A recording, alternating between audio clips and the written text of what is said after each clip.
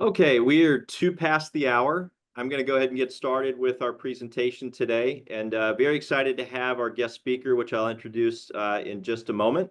But before we get started, for those of you who have joined our webinars before, you'll know that I always go through a few slides just to introduce who Cornerstone is and how that relates to you. And to start off with, if you've not seen our presentations before, Cornerstone is a registered investment advisor. We're based in St. Louis, Missouri. The firm was founded in 2005. We have 131 advisors spread out across 15 states. We just crossed over $9 billion in assets right at the beginning of the year. Unfortunately, the market has taken a little bit of that back, so we're now under $9 billion, but hopefully we get back above that soon. Lawrence is going to tell us all about that, I think, for this year. And that includes over 54,000 individual clients. Now, the reason why you may not know who Cornerstone is because we fully support our advisors' branding as whatever they choose. And they're all independent business owners, so they make a decision to brand as something else. We fully support that. So you'll see some of those brand names on the screen in front of you. You'll see Triada over in Illinois, as well as LifeMap Wealth Management. Journey Financial Partners up in Wisconsin. I'll give a shout out to all of you. I think there's a watch party going up in Wisconsin right now, which is pretty cool. But again, all of these brands really kind of fall under both the Cornerstone umbrella, but also the LPL umbrella. LPL is the broker dealer that all of our advisors use. That broker dealer then custodies the assets for your accounts. And if you don't know who LPL is, it's a firm with 1.4 trillion in total assets under management from the clients who are trusting their accounts with their financial advisor. It's the largest independent broker dealer in the country with over 24,000. The slide's a little old, but over 24,000 advisors. And I think maybe the most important number that you see on the screen there is the bottom right, which is 0. Those advisors have 0 proprietary products on which to push to push on you, I guess. There are no requirements for them to use the in-house brand. Their job is really just to do the best thing to meet their clients' needs. Now, how does this all come together for you? Well, you, of course, are working with your trusted advisor. You have a great relationship that you've built up with them over the years. LPL provides not only the custody of those assets, but the account statements and the product availability, as well as individuals like Lawrence Gillum, our guest speaker today, to provide them with insights into the market. Cornerstone really provides them with some structure and some scale and takes some of the heavy lifting off of their desk from time to time. This webinar would be a great example of that. We do the planning for it. We get the compliance approval, and then all the advisor has to do is send that out to their clients, and they don't have to take time away from you, which is their primary goal. One housekeeping note before we get started today. If you'd like to ask a question, you cannot use the chat feature in Zoom. There's no way to raise your hand and ask the question live. The only way for you to ask a question is to email that to me. The email that you see on the screen is what you would use. That's cornerstonewm@lpl.com. No space, no dot in between, but once again, cornerstonewm@lpl.com.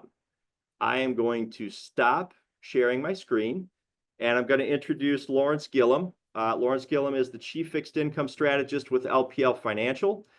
He also sits on the investment committee and is a voting member of the research and research strategic and tactical allocation team. And what that means is he gets to make decisions on where assets should be allocated in different portfolios. So not only is he just the person that shares his insights, he actually gets to put them to work in model portfolios.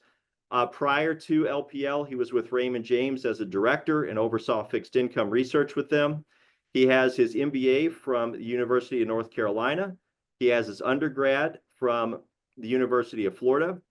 He's a CFA, or Chartered Financial Analyst, which is one of the more difficult designations in our industry to get, and also holds his Series 7. So Lawrence, I appreciate you being with us today. Well, thanks for having me, but really looking forward to it. I don't know that I've ever been part of a webinar with a watch party, though, so this is pretty exciting. Yeah, I already heard from the advisor who was hosting it, and her advice to me, and I'll just pass this on to you, is basically don't blow it. So that's our goal today. Well, I mean, okay, I'll try my best. All right, well, let's go ahead and get started. Let's jump right in. And what I try to do is break our questions down into four main groups. The economy and geopolitics, I'm kind of lumping them together.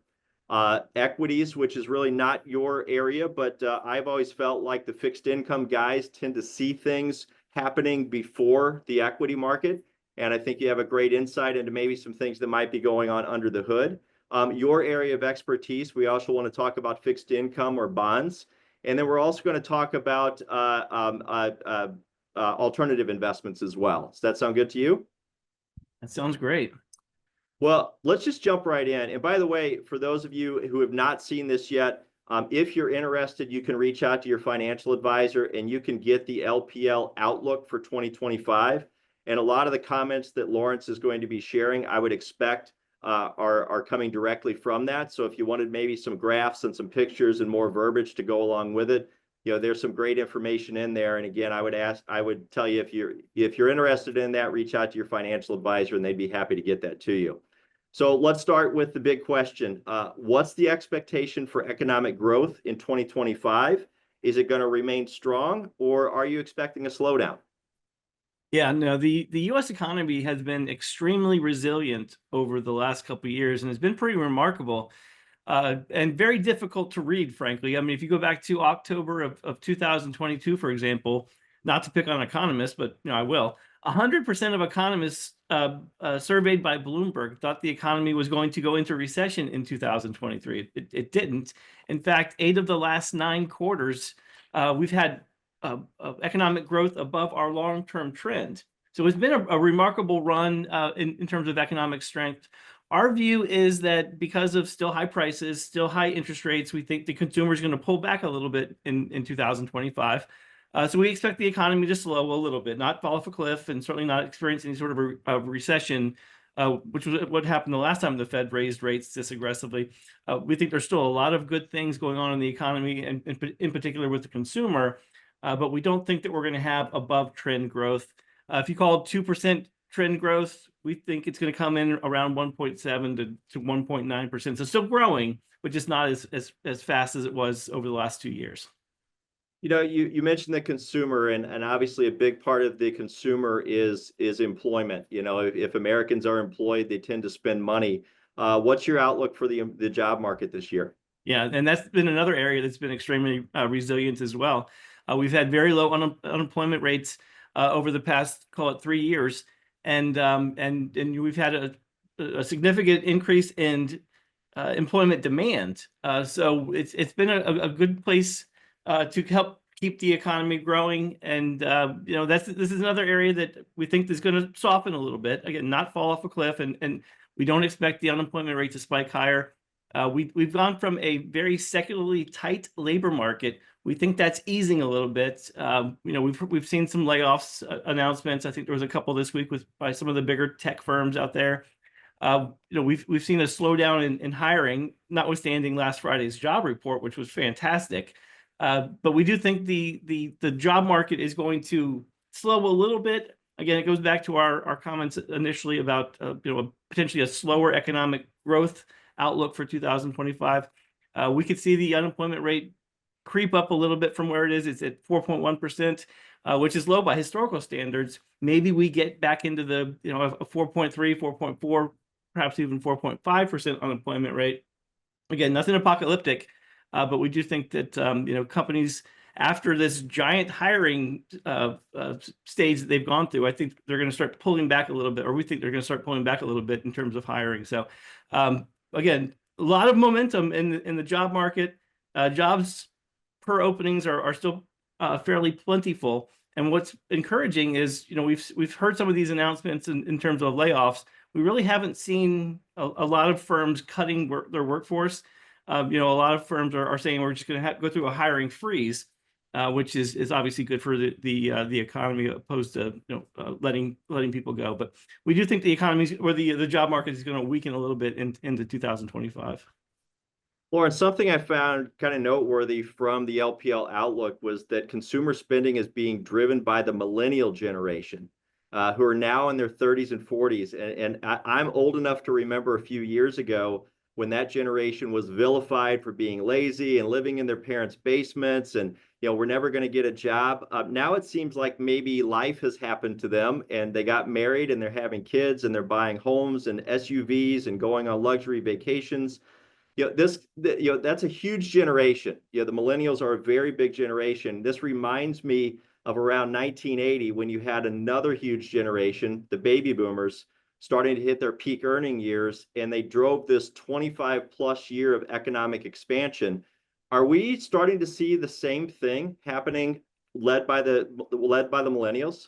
Yeah, it's been a pretty amazing transformation. I remember too that there was a lot of disdain for that millennial generation, but I don't know, maybe they were right. Maybe sleeping on their friend's couch and saving money was the right thing to do, because they've certainly put themselves in a good position in aggregate. Of course, I mean the millennial generation is large, as you mentioned, so there's going to be outliers there, but in aggregate, the millennial generation is doing fairly well. They are the second largest contributor to economic growth behind Gen X right now. And what's particularly encouraging about that is that the millennial generation has more discretionary income than other generations, meaning they're not over levered. So they're spending wisely. They're continuing to spend within their means, but they continue to earn and grow their wealth pile. And what we also talked about in the outlook is just the potential for the generational wealth transfer over the next couple of decades. Trillions of dollars are going to flow from the baby boomers and Gen X into the millennials and Gen Z generation to help continue that economic growth. So to your question, I mean, the future looks pretty good with the millennials and Gen Z taking over the reins and continuing to help grow this economy. Well, I'll have to tell my Gen Z kids that they need to contribute to that for sure. It's time to get them off the payroll. I know that much. So I want to talk a little bit about inflation, and you've touched a little bit on this, so inflation kind of moderated from a peak of, let's call it, a little over 7% now to around 2.5%.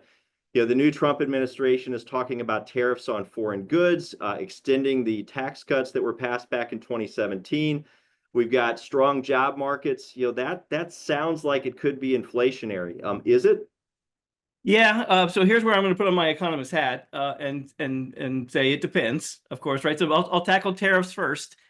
Tariffs are the big story out there in the financial media right now, but we would argue that tariffs per se are not necessarily inflationary. There is a one-time increase in prices, so there is going to be a bump up in the level of prices, but it's not an ongoing recurring expense. So the thing to consider about tariffs is that, and it doesn't always flow to the end consumer, because there's a lot of things that go into transactions with non-U.S. partners, including things like the strength of the dollar, for example. So if we were to, if Trump were to put a 10% tariff on China, for example, just as an example, and the dollar appreciated by 11% relative to the Chinese currency, the yuan, it would actually be cheaper now for us to buy their products than it was previously. So it's not just as easy as saying,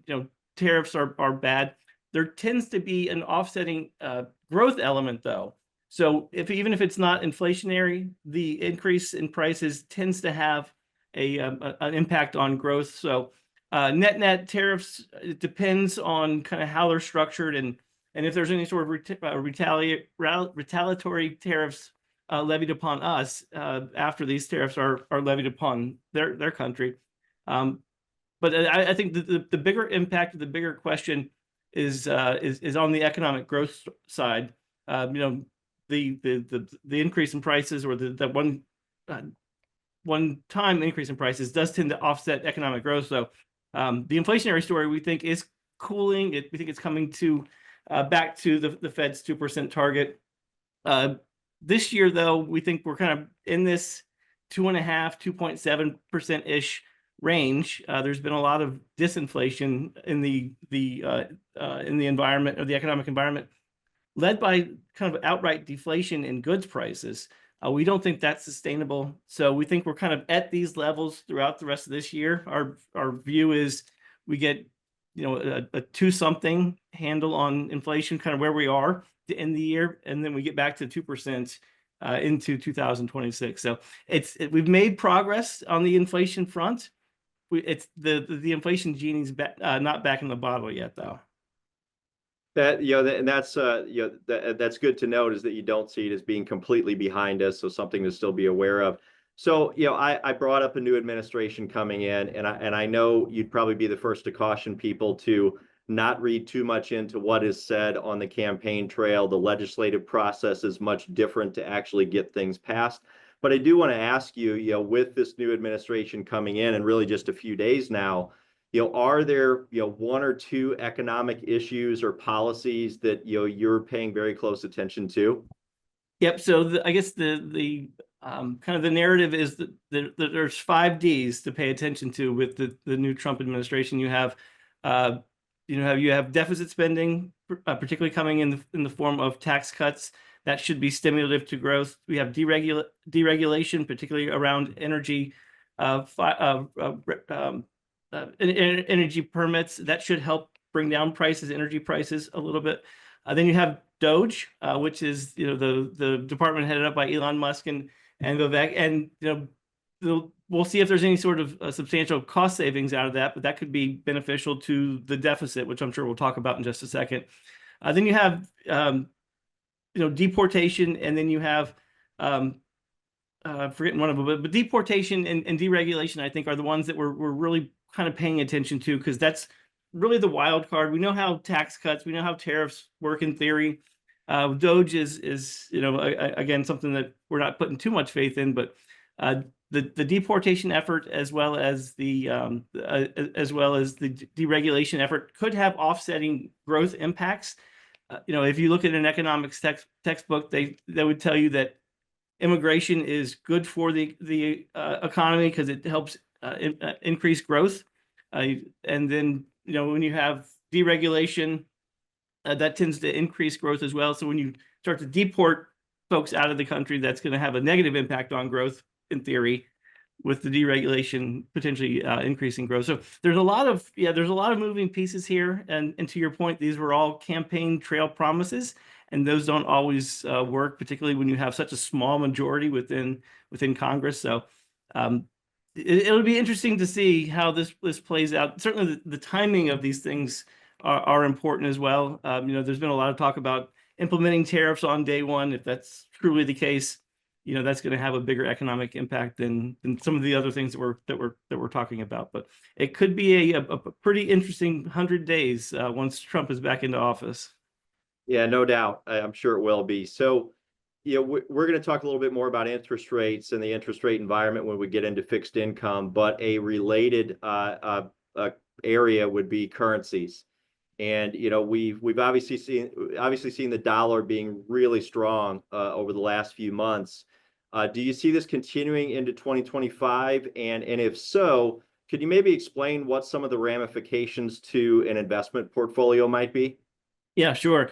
So the dollar has been on a tear lately. I think since last September, the end of last September, the dollar has appreciated about 10% relative to other currencies. So when you talk about currencies, there's a winner and there's a loser. They're pair trades. When we talk about dollar strength, it's usually versus a basket of currencies, which is what I was just referencing. But against the basket of currencies, the dollar is up about 10% over the last couple of months.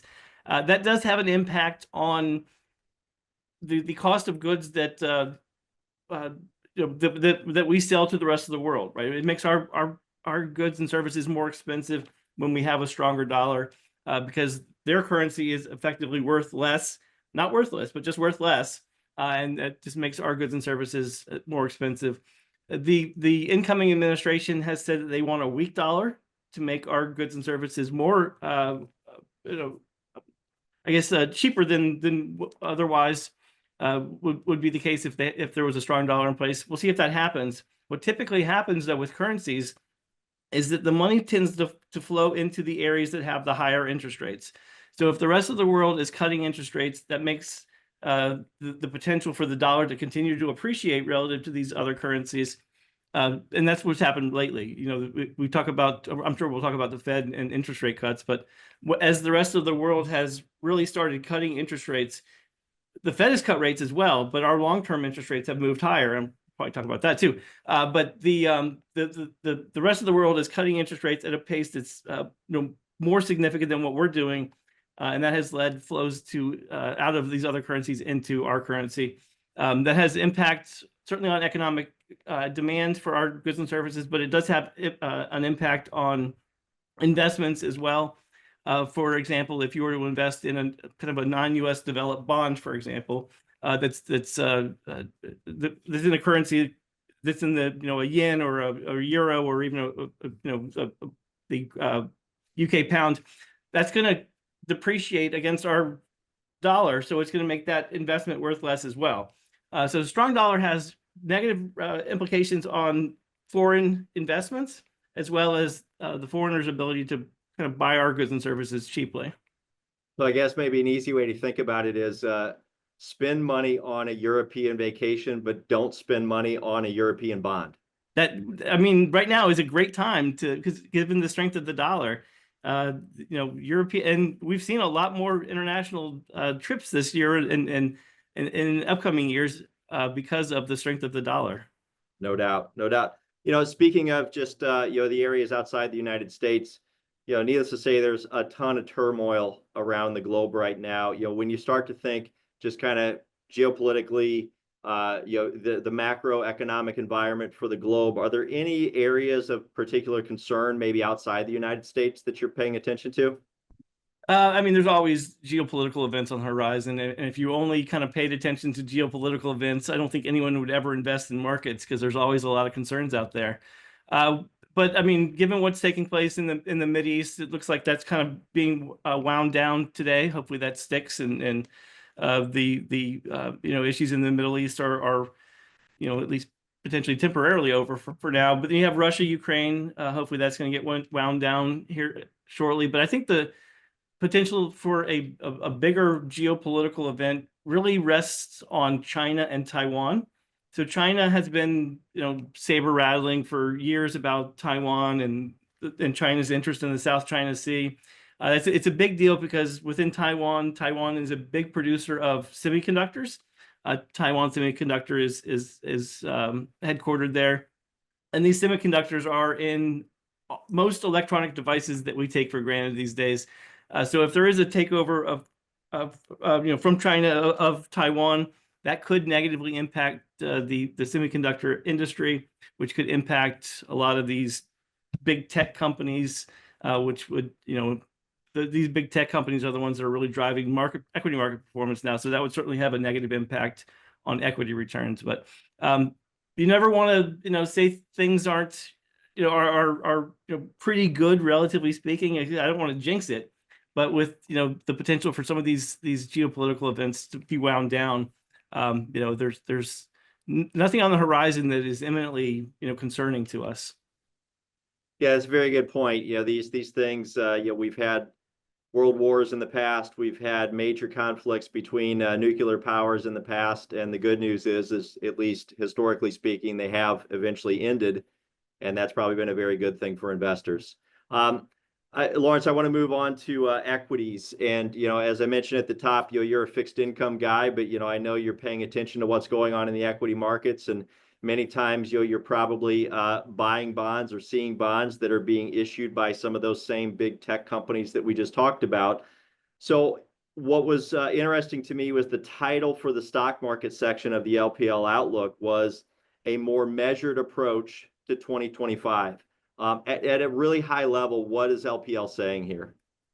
Well, yeah, I think what we're trying to convey is that the last 2 years have been spectacular in terms of equity market returns, and that these next 2 years may not be as great as the past 2 years. In fact, one of the main reasons why we named our outlook pragmatic optimism is because of what's taking place in the equity markets recently.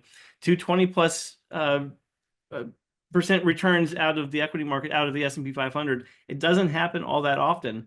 In fact, it's only happened 4 other times in the history of the S&P 500. 3 of those times resulted in the subsequent 2 years to generate negative returns for the equity markets. The one time it didn't, it was 95, 96, and that equity run continued into what turned out to be one of the big bubbles, the IPO market and the tech bubble that imploded back in 2001. So we're in rarefied territory here. The last 3 out of the last 4 times, it hasn't been a great market for equity returns. We do think, though, that given the momentum, given the macroeconomic environment, given the fact that we just talked about the geopolitical event, it seems like it's coming down, the temperature's coming down a little bit there. We do think that the equity market still has some room to run. We don't think we're going to get another 20% type year out of the equity markets, though. And I think something that's probably leading to that, and this was also touched on in the outlook, is where valuations are. After you've had 2 back-to-back 20% years, there's a very good chance that the price that you're paying for a company's earnings has gone up, and no doubt it has. Specifically, what was mentioned in the outlook was the earnings growth of the so-called Magnificent Seven. So we're talking about Amazon, Google, Microsoft, NVIDIA, Apple, Meta, formerly known as Facebook, and Tesla. These stocks have done incredibly well. They've driven most of the market's returns. But you're starting to see that they're still growing, and they're still growing in a very strong way. But the amount of growth that is outpacing the rest of the market is starting to narrow. So, what are the broader implications of this basket of stocks being so overvalued?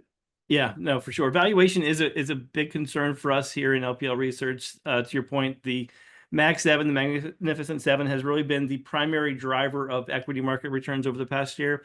If you look at the S&P 500, the S&P 500 was up about 25% last year.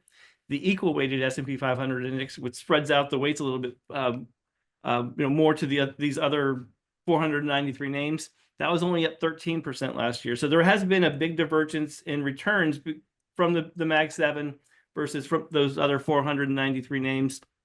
And it has been primarily because of strong earnings. The Mag 7 have been, the primary generators of earnings over the past few years. We think that's going to moderate over into 2025 and into 2026. The good news is that we think that the equity market's going to broaden out in terms of leadership. It's not just going to be the Mag 7 anymore. It'll be a more equitable distribution throughout the entire 500 names of the S&P 500. Probably won't get, and that's another reason why we don't think we're going to get another 20% plus years, because you're going to have broader participation in that index. You're going to have a high single digit, low double digit type return, which is kind of consistent with history. But maybe because we have it, or we're expecting a broader representation, you don't have the type of drawdowns that you would have if it were overly concentrated. So we do expect the 493, the companies outside the Mag 7 to grow earnings more in line with what we're going to expect to see out of the Mag 7. So it should be a more diversified equity rally opposed to just having 7 names provide the entire 25% returns. Two things I would say to that. One is, I think after 2 back-to-back 20% 20% returns, low single digit, high, or I'm sorry, low double digit, high single digit doesn't sound bad at all. Sure. But I think the other thing that I would just say to everyone, and I would expect that you would echo this, a lot of times we'll have people hear something like this and they'll think, well, that means I go to cash. And I think the advice that you would probably share is, no, maybe it's more like this is a time to rebalance. Yes. It's a time to rethink maybe your equity to fixed income ratio, and as you just said, maybe it's time to look at something other than just the Mag 7 or investments that are more exposed to that. Yeah, absolutely right. So within our asset allocation models, we are neutral equities, neutral fixed income. We have an allocation to alternative investments. But to your point, after 2 strong years, we don't think going to cash right now is the right answer. We do think going neutral relative to benchmarks is appropriate. Stay fully invested if you can, and I think what's important to remember too is that a lot of strategists were saying last year, 2024, was going to be a very bad year. it turned out to be, one of the better years in the history of the S&P 500. So as much as it pains me to say this, strategists aren't always right. So you could be, if you're overly pessimistic in markets, you could be missing out on, another decent year in the equity markets. Yeah, that's a great point. I think there are many opinions out there. I know I've read a lot of the larger Wall Street firms, and really they are kind of all over the map. Somebody's going to be right, somebody's going to be wrong, and the way you get through that is a diversified portfolio. Right. Exactly right.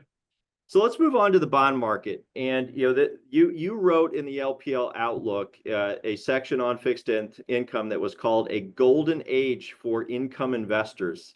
That sounds wonderful. What does it mean? Yeah, no, I think fixed income people get a bad rap saying that we're always pessimistic, we're always negative. But I think right now the opportunity set for income oriented investors, I would argue, is the best we've seen in 20 years, right? So for those investors that can buy bonds, hold to maturity, you can really capture a lot of income right now. You can build portfolios of individual bonds of high quality fixed income that it's generating 5.5%, 6% levels of income without taking on a lot of credit risk, without taking on a lot of interest rate risk.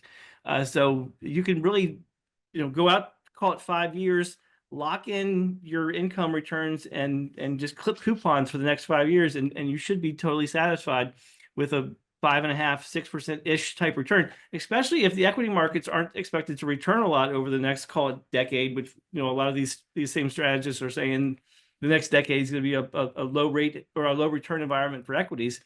If you can lock in 5.5% with high quality fixed income over a 5-year horizon, that's really the genesis of that golden age. Because prior to COVID, remember, we were in a very low interest rate environment. The 10-year Treasury yield, hit its all-time low around 60 basis points. So investors really had to take on a lot of additional risk just to generate income. We're past that now. So there is a really a good opportunity set to invest in things like investment grade corporate bonds, even Treasury bonds, and then hold to maturity and really capture a lot of this income right now. Bonds have obviously been a tough place to be the last Yeah. couple of years. We were in a rising interest rate environment, and what that means is interest rates are moving up. The bonds that you own, the value is going down because that income is not competitive with what's currently being offered in the marketplace. So, based on what you just kind of laid out of this golden age, what has to go right for what you're laying out to work, and what could go wrong to maybe make that change? Yep. So we really need to. So the way I've been explaining this is you really have to think about fixed income investment in two different ways. The income oriented way that we just talked about, where you can buy bonds, hold to maturity, and just clip coupons. The other way is part of that 60-40 portfolio where you're managing against the benchmark. Your 40% allocation of fixed income is generally benchmarked to something like the Bloomberg Aggregate Bond Index, which is the core bond index. And in that environment, the 60-40 portfolio has not done great. It's done well because of on the equity side, the equities have done great. The fixed income part of that portfolio has not done great. I think we were only up about 1.3% last year for the ag, so underperforming your coupon returns. But that one's been more challenging in this environment.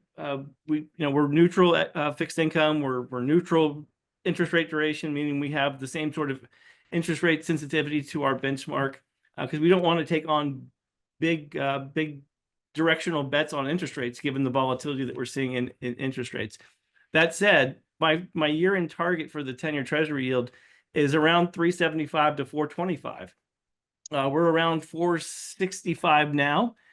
So if we're right and we do get the 10-year Treasury yield back down to around 4%, for example, that means you can potentially generate kind of high single-digit, low double-digit returns out of high-quality fixed income. The risk to that, of course, is that interest rates continue to move higher. But we talked about this earlier. We don't think the inflation genie is back in the bottle. We don't think rates are, or a recession is on the horizon, so we don't think rates are going to rally significantly from current levels. But even a 50, 60 basis point decline in long-term interest rates should help generate pretty attractive returns relative to what we've seen over the past couple of years. You gave me an opportunity to dig a little bit deeper on the interest rate environment. So, the Fed started cutting rates, the Fed funds rate, and what that affects for investors is money market rates, maybe savings accounts rates, kind of shorter term type instruments. But the whole time that the Fed was cutting rates, you really started to see the longer term bonds, let's use the 10-year Treasury as the proxy for that, moving up. And you just touched on that where you're looking at it today at about 460. Just a couple of days ago, it almost touched 4.8. Why is that happening? Why, when the Fed is cutting rates on the short end, we're seeing the longer term rates going up? Yeah, no, it's certainly unusual. And I just recorded a video on LPL.com, a Street View video about this same exact topic, because it is pretty unusual. Generally, what happens when the Fed starts to cut rates, you tend to see interest rates along the entire U.S. Treasury curve come down as well. It hasn't happened. The 10-year Treasury yield, or I'm sorry, the Fed has cut interest rates by about 1% since the Fed started cutting rates. The 10-year Treasury yield is higher by about 1%. It's the only other time this has been kind of worse is back in 1981, where the Fed was cutting rates and the 10-year Treasury yield was higher by about 1.5%. So we are in pretty rarefied territory. And think about back in 1981, we were at the heights of the highest inflationary pressures that the country's ever seen, and we're certainly not there now. So why are interest rates going up, despite the fact that inflationary pressures are coming down? And what I've been calling it is it's really just a normalization. So if you look at the Treasury yield curve that looks at, call it 2-year Treasuries out to 30-year Treasuries, there's a curve that goes along with that. The difference between, call it 2-year Treasury yields and 30-year Treasury yields was very small. In a normally functioning economy, when recession risks aren't on the horizon, when inflationary pressures are coming down, when the Fed may be getting close to the end of its rate cutting campaign, the curve is supposed to steepen. So what we're seeing right now is just a normalization of a yield curve that was too flat. Remember, up until last year, we had the deepest inverted yield curve outside of 1981, meaning the 10-year Treasury yield was significantly below the 2-year Treasury yield. That's just not a normal functioning bond market. So we're starting to see that remedy itself. We're starting to see that move back to a more, again, normal shaped Treasury yield curve. And what's been relatively encouraging, the driver of the sell-off hasn't been concerns about inflation. If it were concerns about inflation, the Fed would probably need to raise rates in that environment to offset those concerns. This has been a better economic growth story, meaning, again, the recession risks are getting priced out of markets. So it's on the back of a stronger economy. There's been some additional concerns, call it, about the deficit and supply-demand dynamics with treasuries. But for the most part, this is just because the economy is in a better spot than a lot of people thought, including the bond market. Again, this pains me to say this too, but everyone looks to the bond market as where all the smart people are.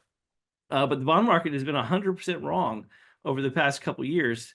The bond market's been pricing in recession. The equity market's been pricing in a still resilient economy. The equity guys got it right, and the bond market didn't this time. So it's really just a normalization process.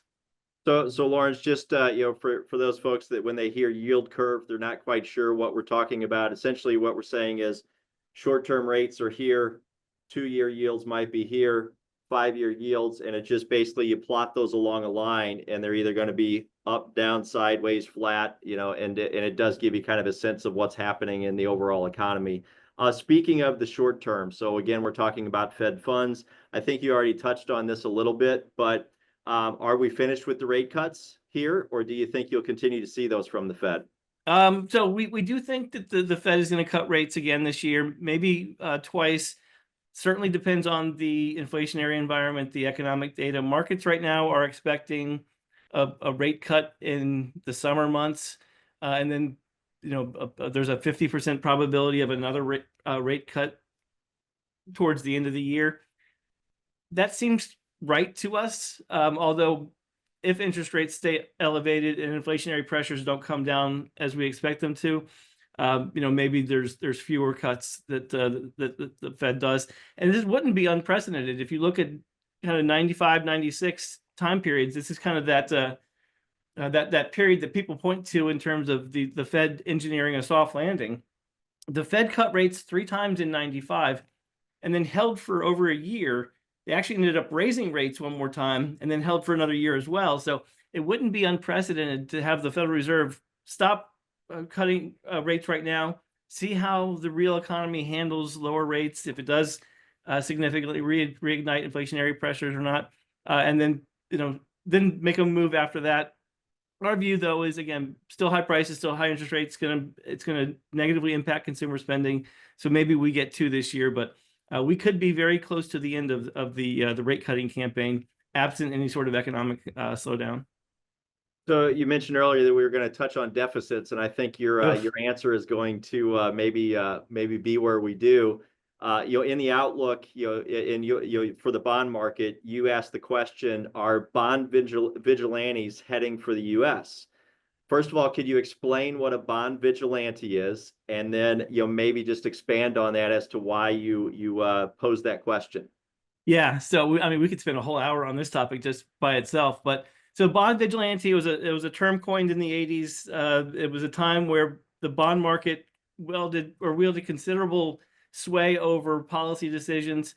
In this current environment, we are running 6-7% type deficits in a very good economy. So it's unusual to have these types of deficits. And the concern is that these bond vigilantes stop buying bonds, and they sell bonds to make the interest rate on Treasury debt increase, right? So if you buy a bunch of bonds, interest rates generally come down, but if you sell your bonds, interest rates tend to go up. So if these bond vigilantes, which by the way have shown up in the UK back in 2022 after this, the mini budget that was released by Liz Truss that was anything but mini. The bond market revolted, and we saw rates spike higher after that was released. Same thing happened in France.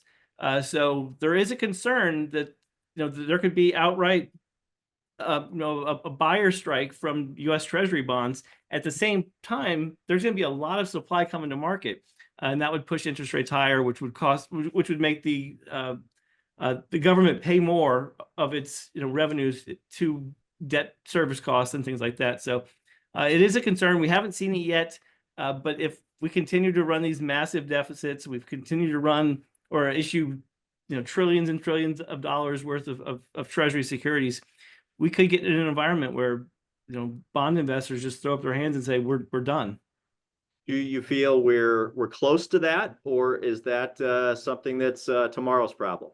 It's probably going to be tomorrow's problem. Right now, really the emphasis is on the UK, the Eurozone, France in particular. There's been a lot of pushback from the bond market on a lot of these Eurozone countries and the deficit spending that's going on over there. The mitigant to what we just talked about in terms of bond vigilantes is that the U.S. bond market is still considered the safest market in the world. The risk-free rate is a Treasury security, so there's always going to be demand for Treasury securities. So I'm not really concerned that there won't be demand, at all. There's still going to be demand, but we also have the reserve currency here in the dollar, so there are things that make our situation a little bit more unique than what's going on in the UK and France. But this, unfortunately, and I may have written this in the outlook, but unfortunately, until something like that happens here to our bond market, there's really been no concern from lawmakers about deficit spending. Now we'll see if Doge comes in and does anything, but I think it's going to take a market event to make politicians change their way. I mean, I hope I'm wrong, but it might have to occur before we start taking deficits serious again. Lawrence, I have to ask you about the wildfires in Los Angeles, and I don't want to minimize the loss of life, loss of property. These are horrible things, and we pray for all those folks affected by it. There are some projections that when you look at how expensive this real estate is, this could actually be the most costly natural disaster in the United States. I think probably some of the areas that you're watching right now are property and casualty companies and their debt that they're issuing. That could that spell problems for not just the bond market in some of those specific areas, but could that even spill over into the equity market? Yeah, no, I certainly want to echo your comments at the beginning that this has nothing to do with the human toll and the destruction out there. I mean, that's just it's a horrible picture. We certainly hope everyone is safe and is able to, rebuild in a timely fashion. But from an investment perspective, it doesn't look like a lot of insurance companies have had a big footprint in those markets. I mean, I guess some of the horror stories is that you hear about some of these insurance companies not writing policies or even canceling policies before these events happened. The bigger issue could be related to California's state government or even the federal government coming in to pay some of these claims. There was a California owned and operated insurance company, Fair, out there that was doing a lot of the hole plugging in terms of insurance coverage. So I think the government is going to be on the hook for a lot of this damage and rebuilding. So from an equity perspective, we don't foresee a big impact on the equity markets, on the insurance companies. Fixed income, similar type story. One of our kind of active bets in our models, we've owned preferred securities for quite some time, and like preferreds a lot, but preferreds are issued by banks and insurance companies. So we've been talking to our preferred manager about the impact on these insurance companies, and from their perspective, it's manageable. So we don't see any spillover from an investment perspective. Again, the human toll and all that is beyond pale. So we don't want to minimize that, but from an investment perspective, there shouldn't be a big impact to markets. Lawrence, I want to move on to, and I'm going to lump things into one big category here, which is probably not the right thing to do, but I do want to leave some time for folks to ask questions if they have them. And by the way, folks, if you do have questions, remember that's cornerstonewm@lpl.com. You can go ahead and start sending those to me right now. We're going to get to those in just a moment. But Lawrence, I do want to ask you about just commodities. And maybe let's just start with gold. I know if I don't ask it, we're going to have a question on what are your thoughts on gold. You already mentioned the dollar, and there's certainly some relation to that. So maybe if you could give us a few thoughts there. Yeah, for sure. So we don't have a formal price target on gold or anything like that. We don't invest in spot gold in our portfolios, but it has been a pretty remarkable run over the last few years for gold. I think gold actually outperformed the S&P 500 last year, or came close to it. So it's been a great run for gold prices. And to your point, it typically doesn't happen when the dollar is rallying and interest rates are moving higher. That it tends to underperform in that environment. But it really performed well last year. The reason why it's done so well is there's been a lot of central bank buying of gold out there. So I guess one of the negatives of confiscating Russia's assets, it really caused a lot of other countries to diversify out of dollar assets, and they've been putting a lot of their assets into gold.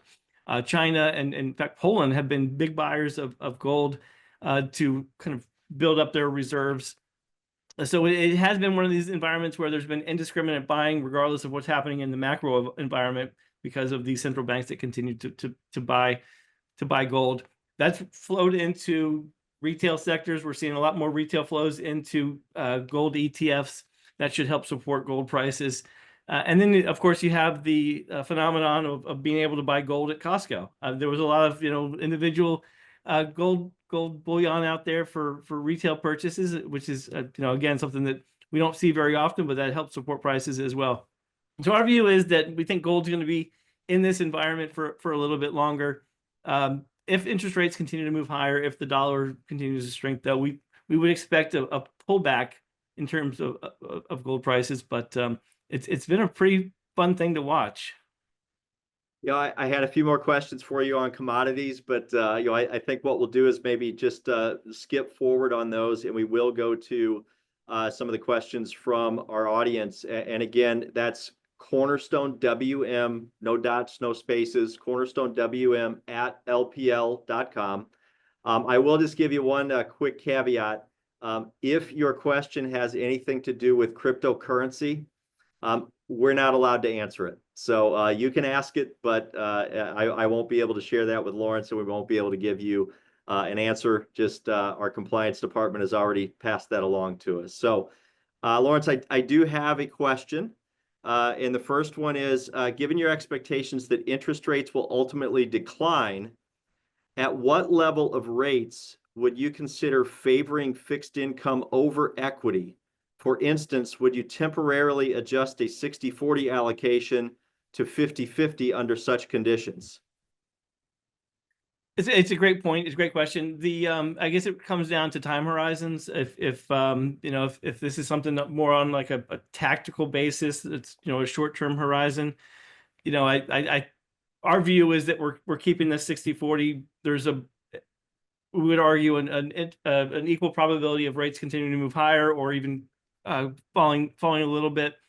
So there's more positive potential out of equities in the near term than what we expect out of the fixed income markets. On a strategic basis, though, if you have a 10+ year time horizon, in our strategic models, we've been tilting those models in favor of fixed income because of the valuation disparity between equities and bonds. If a lot of these strategists are right, and over the next decade you see equity returns in that 5 to 7-ish% type range. I think Goldman came out recently and said 3% over the next decade, which seems pretty low. But if we are in a low returning interest rate environment over a decade type period, and you can buy a 10-year treasury yield that's around 5%. Now, if we continue to see rates go higher, that makes that decision a little bit easier on a strategic basis. But the fixed income market is offering a lot of value over long periods of time, but over short periods of time, though, there is still going to be a lot of volatility on the interest rate environment, particularly as the new administration comes in and we get further detail on fiscal plans.